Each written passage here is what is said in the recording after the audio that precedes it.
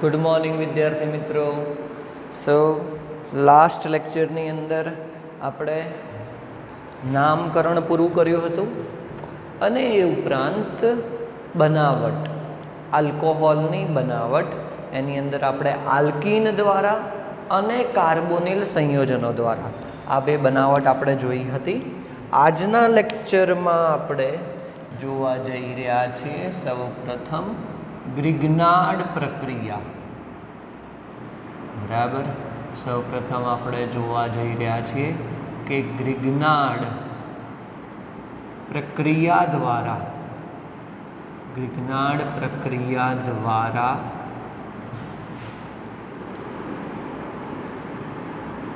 આલ્કોહોલની બનાવટ.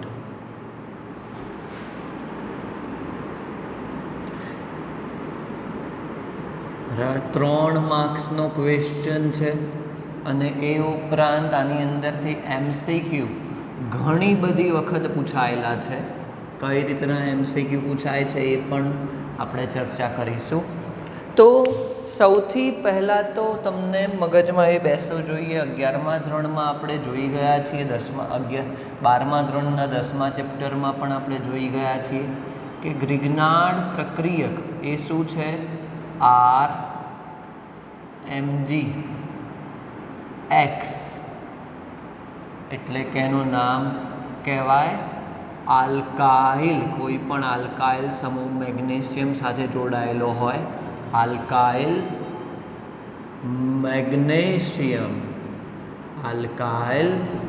Magnesium halide, જે શું છે? તમારો ગ્રિગ્નાર્ડ પ્રક્રિયક છે. ગ્રિગ્નાર્ડ પ્રક્રિયકની વિશેષતાઓ આપણે જોઈ ગયા છીએ આગળ 10મા ચેપ્ટરની અંદર. તો ગ્રિગ્નાર્ડ પ્રક્રિયા દ્વારા આલ્કોહોલની બનાવટ, તો પ્રક્રિયા કરવામાં આવે છે કાર્બોનિલ સમૂહ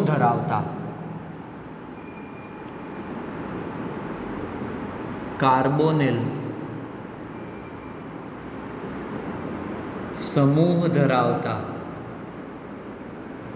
આલ્ડીહાઇડ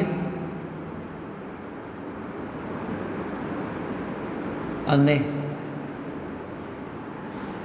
કીટોનની ગ્રિગ્નાર્ડ પ્રક્રિયા સાથે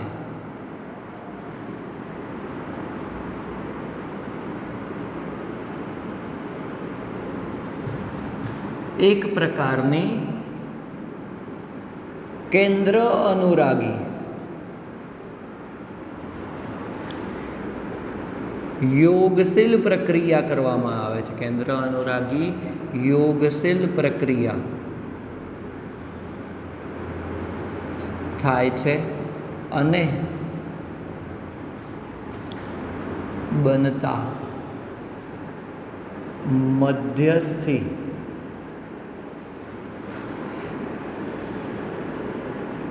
નિપજની અથવા તો નિપજનું જળ વિભાજન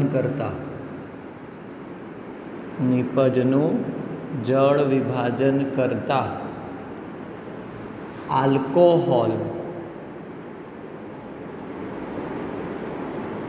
મળે છે.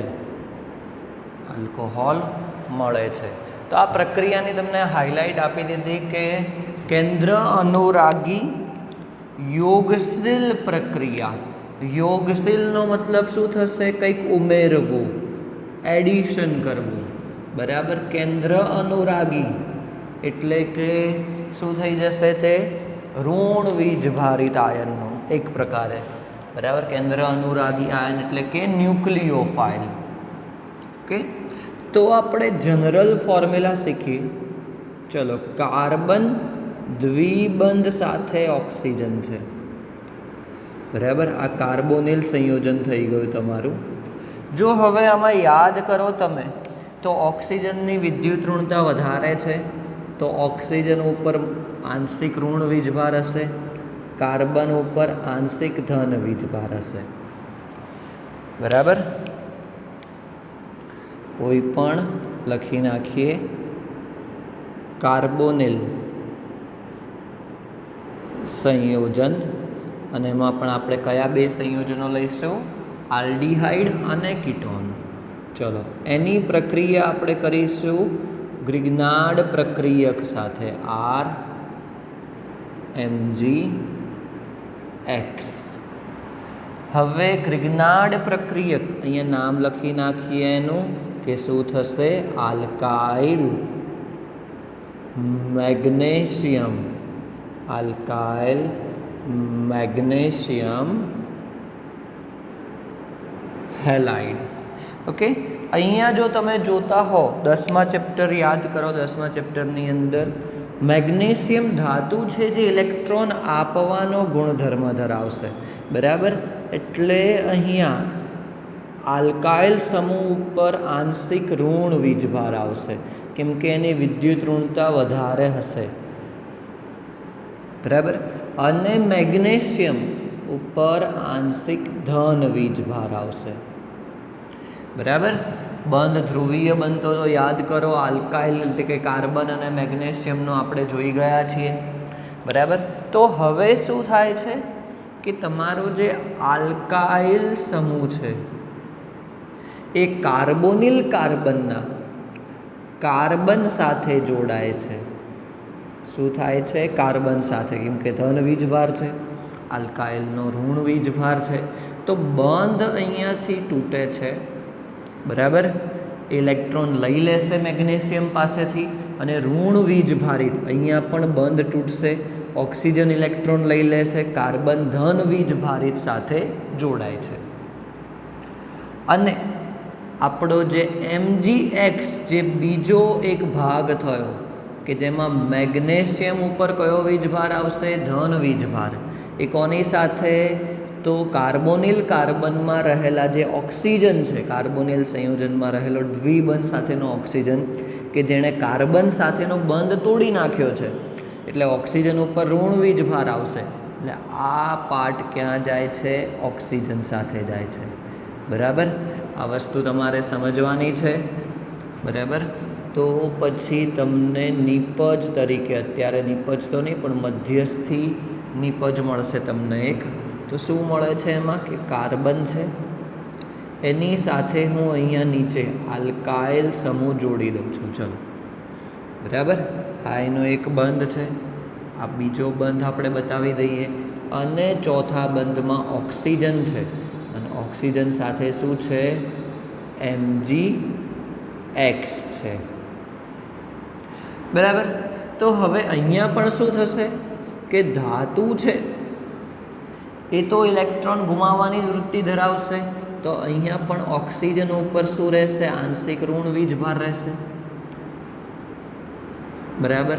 મેગ્નેશિયમ ઉપર શું રહેશે? આંશિક ધન વીજભાર રહેશે. તો આ એક પ્રકારનું એડક્ટ કહેવામાં આવે, કે એક પ્રકારની તમારી મધ્યસ્થી નિપજ છે આ, બરાબર. હવે જો આનું આપણે જળ વિભાજન કરીએ છીએ, શું કરીએ છીએ? જળ વિભાજન. જળ વિભાજન એટલે કે એકચ્યુઅલી પાણી સાથેની પ્રક્રિયા. તો H2O ઉમેરીએ, H2O. હવે H2Oનું જો આપણે આયનીકરણ કરીએ, વિભાજન, એટલે કે શું બનશે? તે H+ બનશે, અને બીજું શું હશે? OH- હોય, બરાબર. શું હોય? OH- હોય. તો અહીંયા ક્લિયરલી આપણે જોઈ શકીએ કે ધન વીજભારિત ક્યાં જશે? ઓક્સિજન સાથે જશે, અને ઋણ વીજભારિત કોની જોડે જશે? મેગ્નેશિયમ સાથે જશે, બરાબર. તો શું થશે? હાઇડ્રોજન એ ક્યાં જોડાશે? તો હાઇડ્રોજન જોડાશે ઓક્સિજન સાથે, એટલે H+ એમાંથી ક્યાં જશે? O- સાથે જશે, અહીંયાથી પણ બંધ તૂટશે, બરાબર. અને OH- ક્યાં જશે? મેગ્નેશિયમ સાથે જશે, બરાબર. તો જુઓ નિપજમાં તમને શું મળી ગયું? આલ્કોહોલ મળી ગયું, આલ્કાઇલ છે. આ શું થઈ ગયું? OH. અને બીજું શું થયું? Mg, એની સાથે OH અને X, બરાબર. તો તમને શું મળ્યો? આલ્કોહોલ મળ્યો.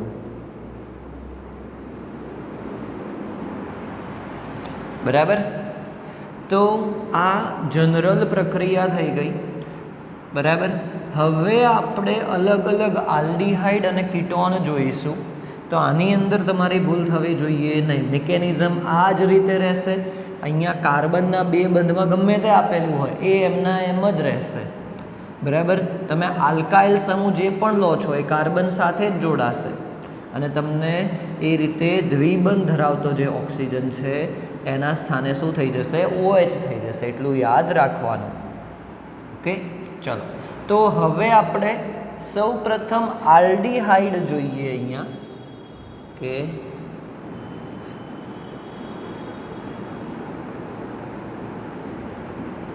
આલ્ડીહાઇડ દ્વારા,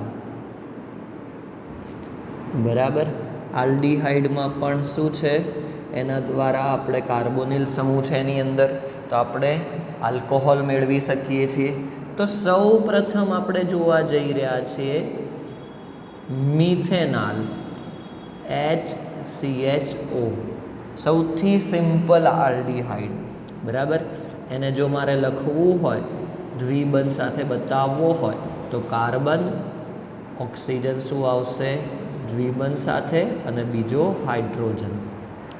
ઓકે, આ રીતનું થશે, જેને આપણે શું કહીશું? મિથેનાલ. આ શું છે? તો મિથેનાલ આપણે લીધેલું છે. બરાબર. ચલો, તો મિથેનાલની પ્રક્રિયા આપણે કરવાની છે અને મિથેનાલની પ્રક્રિયા આપણે કોની સાથે કરશું? R છે તો એકદમ સિમ્પલ આપણે લઈએ છીએ ખાલી એક મિથાઇલ સમૂહ CH3 MgCl લઈએ છીએ, જેનું નામ થઈ જશે methyl magnesium, methyl magnesium chloride. બરાબર. તમને જે રીતે સમજાયું એ રીતે શું થશે? મિથાઇલ સમૂહ ક્યાં જશે? કાર્બન પાસે જશે. MgCl સમૂહ ક્યાં જશે? ઓક્સિજન સાથે જશે. બરાબર. તો ચલો હું આ કાર્બોનિલ કાર્બનનો કાર્બન બતાવું છું. એની સાથે પહેલાં તો 2 હાઇડ્રોજન છે, તો હું CH2 લખી દઉં છું. ચલો, એની સાથે બીજો કયો આવશે? એક બીજો મિથાઇલ સમૂહ આવશે, એટલે હું CH3 બતાવી દઉં છું. બીજું શું છે? ઓક્સિજન, અને એની સાથે શું છે? MgCl. બરાબર. ચલો, એ જ વસ્તુ અહીંયા હું ફરીથી લખું છું કે CH3 CH2 O MgCl. બરાબર. એની પ્રક્રિયા કોની સાથે કરીશું? તો પાણી સાથે પ્રક્રિયા કરીશું. પાણી સાથે કરીશું તો તમને બતાવ્યા પ્રમાણે H+ ક્યાં જશે? ઓક્સિજન સાથે આવશે, અને OH- ક્યાં જશે? Mg જોડે આવશે. તો શું મળશે નિપજ તરીકે તમને? CH3 CH2 OH. બીજું શું મળશે? Mg OH Cl. શું મળ્યું? ઇથેનોલ મળ્યું. અને બીજું પણ શું થયું? એ કેવો આલ્કોહોલ છે? તો પ્રાથમિક આલ્કોહોલ છે. શું છે? પ્રાથમિક આલ્કોહોલ. બરાબર.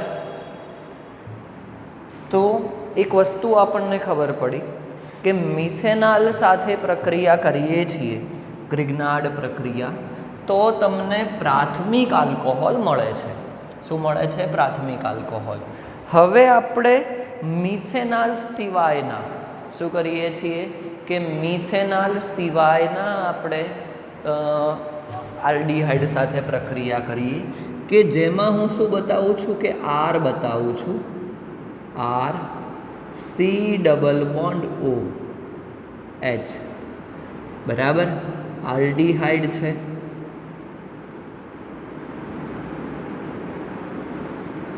બરાબર. આલ્ડીહાઇડમાં અહીંયા આપણે એવું લખી શકીએ કે R બરાબર કોઈ પણ કોઈ પણ આલ્કાઇલ સમૂહ તમે લઈ લો, બરાબર, એટલે કે મિથાઇલ, ઇથાઇલ, પ્રોપાઇલ, કોઈ પણ તમે આલ્કાઇલ સમૂહ લઈ શકો. ચલો, એની પ્રક્રિયા કોની સાથે કરીએ છીએ? આપણે અટેચ્ડ કરીશું CH3, સિમ્પલ MgCl સાથે, બરાબર. અથવા તો અહીંયા પણ આપણે શું લઈએ? R જ હું બતાવું, કોઈ પણ આલ્કાઇલ સમૂહ કે આલ્કાઇલ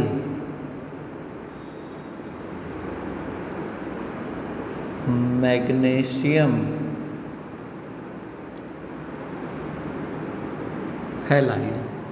ઓકે, ચલો, તો શું મળશે? કાર્બોનિલ કાર્બન છે, એની સાથે એક હાઇડ્રોજન જોડાયેલો છે.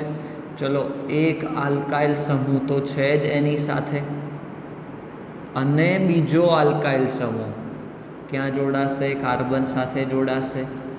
બીજું શું થશે? ઓક્સિજન અને MgCl થશે. અહીંયા હેલાઇડની જગ્યાએ શું આવી જશે? ક્લોરીન લીધેલો છે, તો પછી ક્લોરાઇડ. ઓકે, આ તમને એક મધ્યસ્થી નિપજ મળશે, અને એની પાણી સાથેની પ્રક્રિયાથી શું થઈ જશે? ચલો, કાર્બોનિલ કાર્બનનો જે આ કાર્બન હતો એમાં CH હતું, એની સાથે એક આલ્કાઇલ સમૂહ, આ બીજો આલ્કાઇલ સમૂહ, અને શું થઈ જશે? OH. બીજું શું મળશે? MgOHCl. તો આલ્કોહોલ જ થયો આ, પરંતુ જુઓ તમે કે OH સમૂહ સાથે જોડાયેલો જે કાર્બન છે એ બીજા બે આલ્કાઇલ એટલે કે કાર્બન સાથે જોડાયેલો છે. એનો મતલબ કે આ કયો આલ્કોહોલ થઈ ગયો? દ્વિતીયક આલ્કોહોલ થઈ ગયો. કયો આલ્કોહોલ થઈ ગયો? દ્વિતીયક આલ્કોહોલ થઈ ગયો, બરાબર. તો તમારે આ વસ્તુ એક યાદ રાખવાની છે, સમજવાની છે, MCQ માટે બહુ ઇમ્પોર્ટન્ટ છે કે મિથેનોલ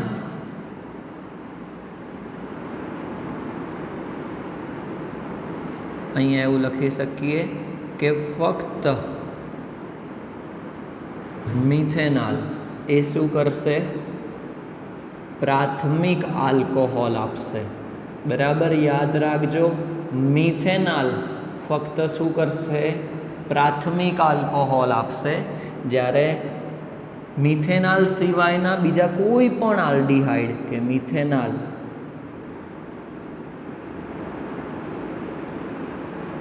સિવાયના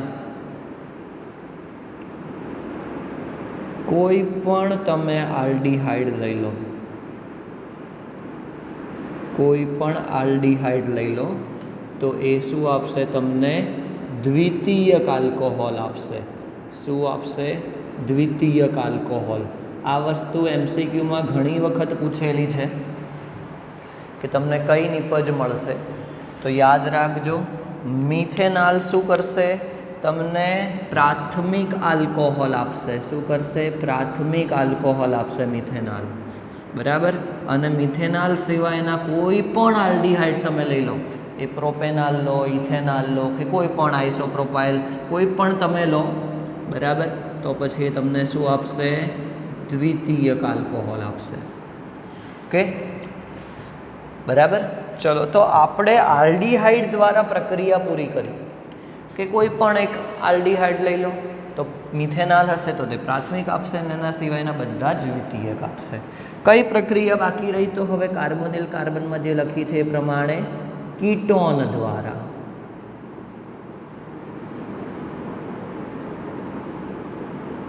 કીટોન દ્વારા પ્રક્રિયા, બરાબર. ચલો, તો કીટોનનો ફોર્મ્યુલા શું થઈ જશે? R, C≡O, R, બરાબર. એની સાથે કોની પ્રક્રિયા કરીશું? આલ્કાઇલ મેગ્નેશિયમ હેલાઇડની. બરાબર, કોની સાથે? તો આલ્કાઇલ મેગ્નેશિયમ હેલાઇડની. ચલો, તો શું કરે છે તે સમજાયા એ પ્રમાણે કે કાર્બોનિલ કાર્બન છે એની સાથે આલ્કાઇલ સમૂહ આવશે અને ઓક્સિજન સાથે શું થશે? Mgx આવશે. બરાબર, આ રીતનો તમારો એક મધ્યસ્થી નિપજ થશે અને તેની પ્રક્રિયા પાણી સાથે કરીશું તો એમાંથી H+ કોની સાથે જશે? ઓક્સિજન સાથે જશે. તો તમે જોઈ શકો છો અહીંયા કાર્બન સાથે 3 આલ્કાઇલ સમૂહ છે અને બીજું શું આવ્યું? OH અને MgOH થઈ જશે. બરાબર, ચલો તો હવે આપણે જોઈએ કે અહીંયા જુઓ તમે કે હાઇડ્રોક્સિલ એટલે કે આલ્કોહોલ સમૂહ સાથે જોડાયેલો કાર્બન એ બીજા 3 આલ્કાઇલ એટલે કે કાર્બન સાથે જોડાયેલો છે તો તે શું થઈ જશે? તૃતીયક આલ્કોહોલ થઈ જશે. શું થઈ જશે? તૃતીયક આલ્કોહોલ થઈ જશે. બરાબર, તો એનો મતલબ શું થયો કે જો તમે કીટોન લેશો, કોઈ પણ કીટોન,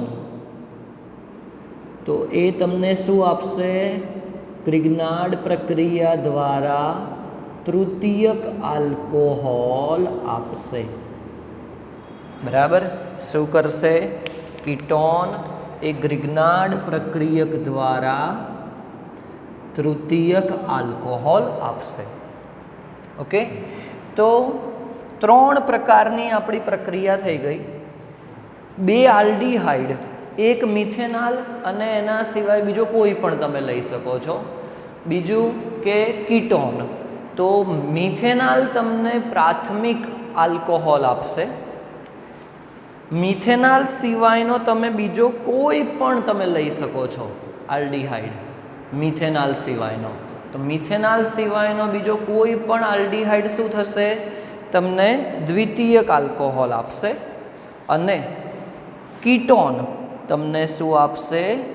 તૃતીયક આલ્કોહોલ. બરાબર, ચલો આપણી એક લાસ્ટ પ્રક્રિયા બાકી છે આલ્કોહોલની બનાવટમાં, એ છે હાઇડ્રોબોરેશન ઓક્સિડેશન દ્વારા. પ્રક્રિયાનું નામ શું છે? હાઇડ્રોબોરેશન ઓક્સિડેશન. આપણે જોઈએ આપણી ચોથી પ્રક્રિયા હાઇડ્રોબોરેશન ઓક્સિડેશન દ્વારા.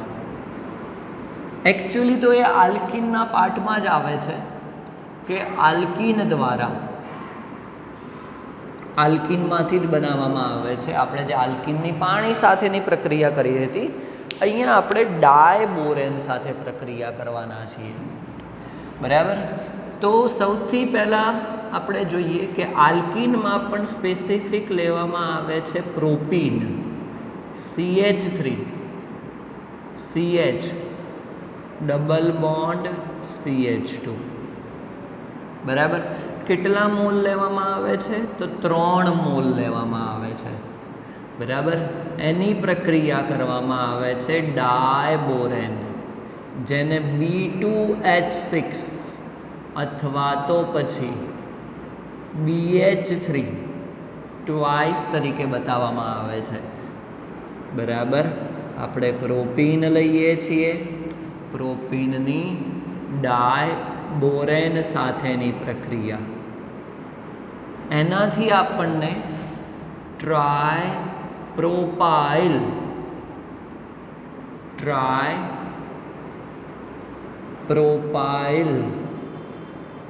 બોરેન,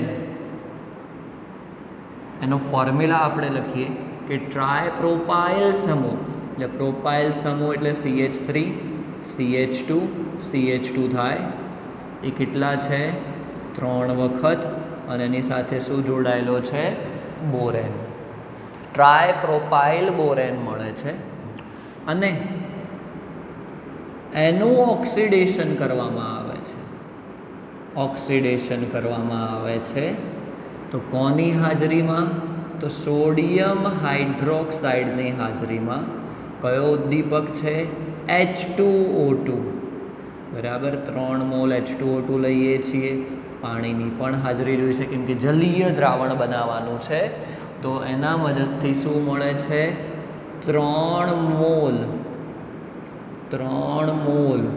પ્રોપેનોલ મળે છે. 3 મોલ પ્રોપેનોલ અને બીજું બોરોન હાઇડ્રોક્સાઇડ મળે છે.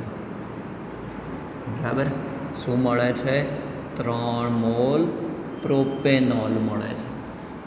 તો આ તો એક જનરલ પ્રક્રિયા લખી દીધી આખી આપણે કે પ્રોપીનની ડાયબોરેન સાથે પ્રક્રિયા કરતા ટ્રાયપ્રોપાઇલ બોરેન મળે છે કે જેનું હાઇડ્રોજન પેરોક્સાઇડ અને જલીય NaOHની હાજરીમાં ઓક્સિડેશન કરતા પ્રોપેનોલ મળે છે.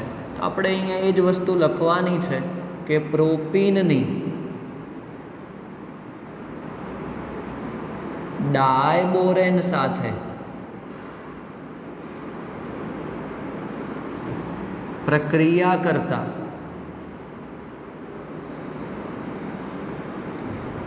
ટ્રાયપ્રોપાઇલ બોરેન મળે છે જેનું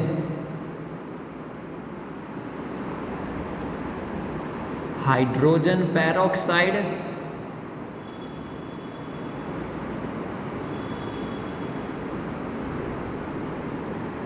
અને જલીય NaOH સોડિયમ હાઇડ્રોક્સાઇડ ની હાજરીમાં ઓક્સિડેશન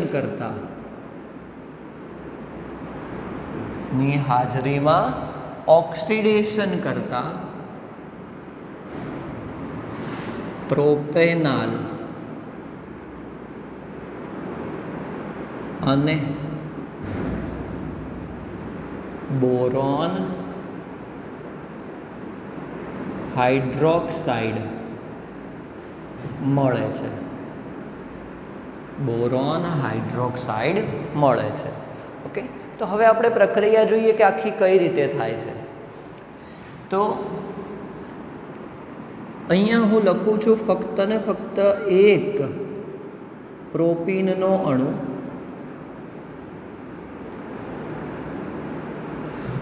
અને અહીંયા હું BH2 છે, BH3 છે, એને હું આ રીતે બતાવું છું. હાઇડ્રોજનને એક અલગ બતાવું છું. અને શું બતાવું છું? અહીંયા ટ્વાઇસ. બરાબર, હાઇડ્રોજનને મેં એક અલગ બતાવ્યો છે. પ્રક્રિયા શું થાય છે કે એકચ્યુઅલી BH2 શું થશે? માઇનસ થશે. બરાબર, તો માર્કોનિકોનો રૂલ શું થતો હતો? ઋણ વીજ ભારિત આયન જે હોય એ ક્યાં જાય? ઓછા હાઇડ્રોજન ધરાવતા કાર્બન જોડે.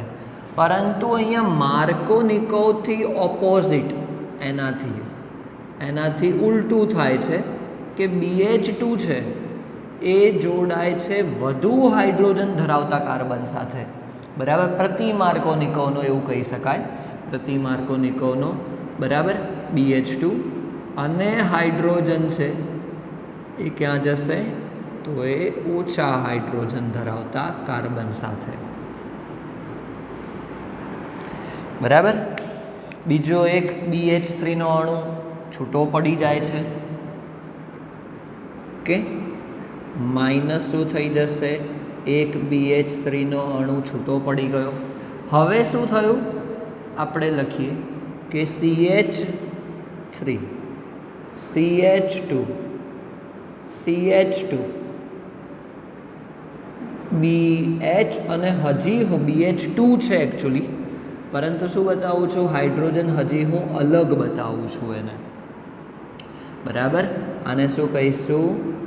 Propyl borane, propyl borane hydride.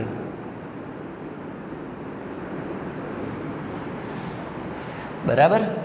ચલો, તો હવે આની પ્રક્રિયા શું કરીએ છીએ આપણે? ફરીથી આની પ્રક્રિયા ફરીથી બીજા 1 mall CH3 CH double bond CH2 સાથે કરીએ છીએ. તો સેમ એવું થાય છે કે BH2 માંથી કે જે હાઇડ્રોજન છે, બરાબર, એ જાય છે ઓછા હાઇડ્રોજન ધરાવતા કાર્બન સાથે, અને જે બોરોન છે, બોરોન અટેચ થાય છે વધુ હાઇડ્રોજન ધરાવતા કાર્બન સાથે. તો શું મળે છે તમને? કંઈક આ રીતની નિપજ મળશે. CH3 CH2 CH2 B, એની સાથે એક હાઇડ્રોજન હજી છે, CH2 CH2 CH2. ઓકે. અને હવે આપણે વાપરીશું ત્રીજો મોલ. યાદ કરો, અહીંયા આપણે 3 મોલ લીધેલા છે. ચલો, ત્રીજો મોલ આપણે લઈએ, CH3 CH double bond CH2. Same પ્રકારની પ્રોસેસ થશે, જે રીતે અહીંયા ઉપર કરી છે એ જ પ્રોસેસ થશે. તો તમને શું મળશે? બોરોન મિડલમાં આપણે લખી નાખીએ, અને એની સાથે 3 પ્રોપાઇલ સમૂહ.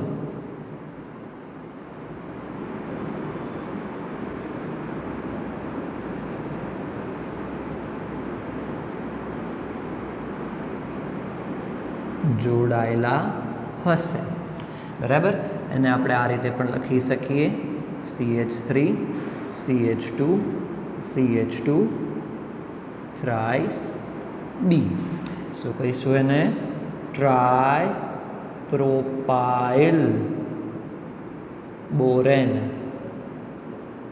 Try propyl Warren.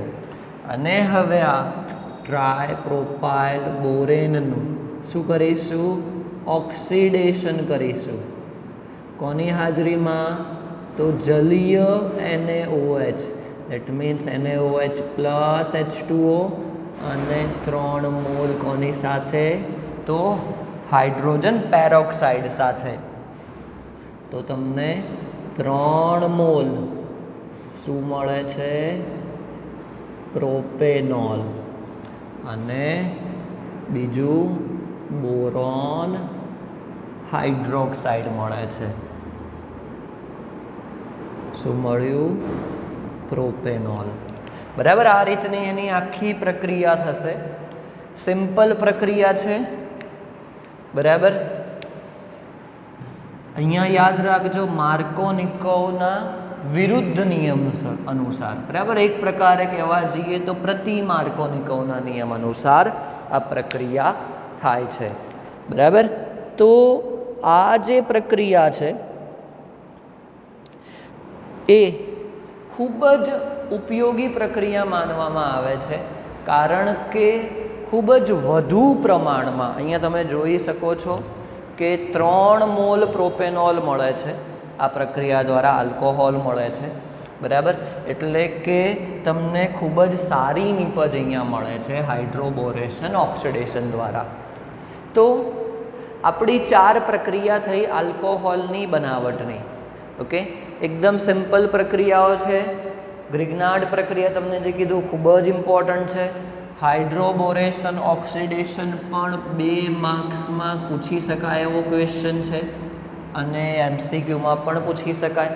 અહીંયા પણ MCQ તમને બતાવ્યા કે કઈ રીતે પૂછી શકાય, તો કોઈ પણ મિસ્ટેક થવી જોઈએ નહીં. જો ઓર્ગેનિક કેમિસ્ટ્રી એવું છે કે તમે એક વખત અહીંયા જોશો તો પ્રક્રિયામાં તમને ખબર પડશે, તમને એવું થશે કે મને આવડી ગઈ, પણ તમે જ્યાં સુધી એને લખીને તૈયાર નહીં કરો ત્યાં સુધી તમને એ ફાવશે નહીં. વિચારતા થાઓ, જાતે એક્ઝામ્પલ બનાવો.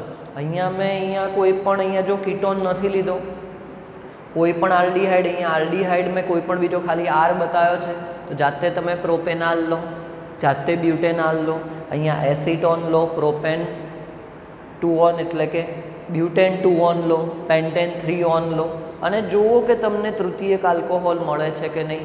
એ રીતે જાતે એક્ઝામ્પલ બનાવીને એને લખવાનો ટ્રાય કરો. બરાબર? તો જ તમને કાર્બનિક એટલે કે ઓર્ગેનિક કેમિસ્ટ્રી એકદમ સિમ્પલ લાગશે. બરાબર? નેક્સ્ટ લેક્ચરમાં આપણે હવે આગળ ફિનોલની બનાવટ જોઈશું.